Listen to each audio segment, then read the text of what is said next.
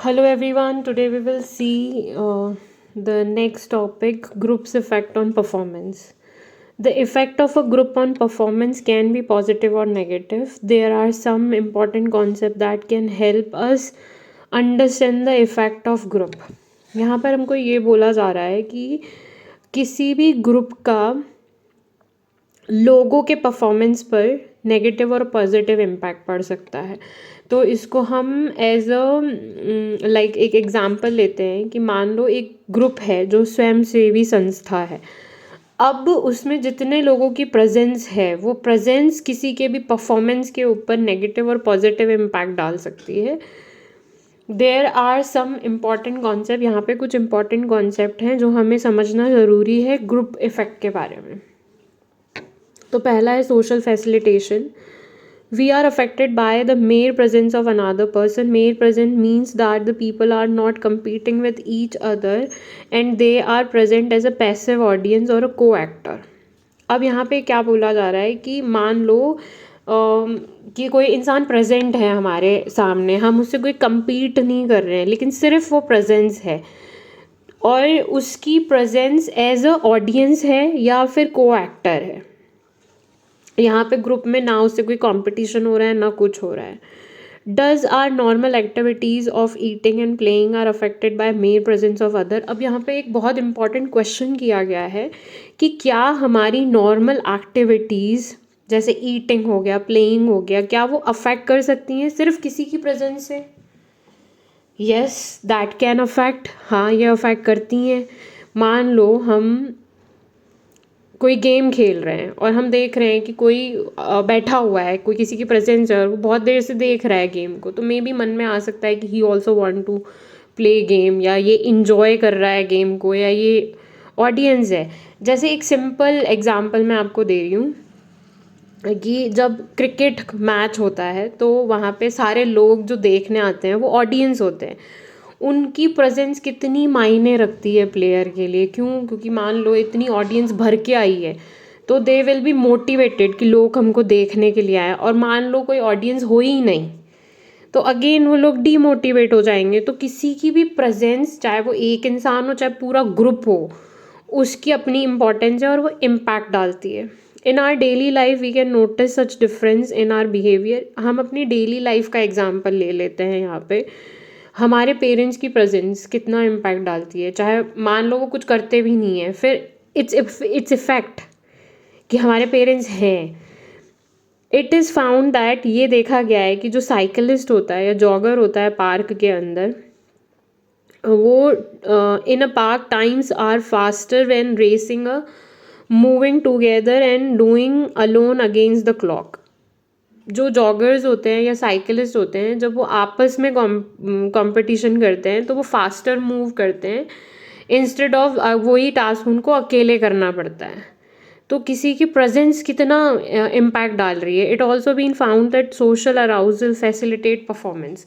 तो यहाँ पे ये भी देखा गया है कि सोशल अराउजल जो होता है उससे परफॉर्मेंस बढ़ती है इंसान की।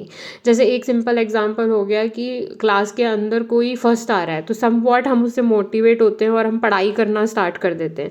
नंबर कम आ रहे हैं तो हमें लगता है हमारी फ्रेंड के नंबर ज़्यादा आ रहे हैं तो वो मेहनत कर रही है, तो बच्चा पढ़ना शुरू कर देता है। अब है social loafing. Social loafing is the tendency of people in a group to exert less effort towards a common goal। मान लो कोई कॉमन गोल है और उस कॉमन गोल को अचीव करने के लिए एक पूरा ग्रुप लगा हुआ है, तो यहाँ पे कई बार सोशल लॉफिंग हो जाती है, वहाँ सोशल लॉफिंग की टेंडेंसी आ जाती है। अब ये कैसे आती है उसको हम आगे देखते हैं। When they are individually accountable contrary to the common nation, in unity there is strength. Group members are actually less motivated when towards is equally divided, the task is less challenging। कि मान लो कोई challenge है, अब उसके अंदर क्या होता है कि एक पूरा ग्रुप लगा हुआ है।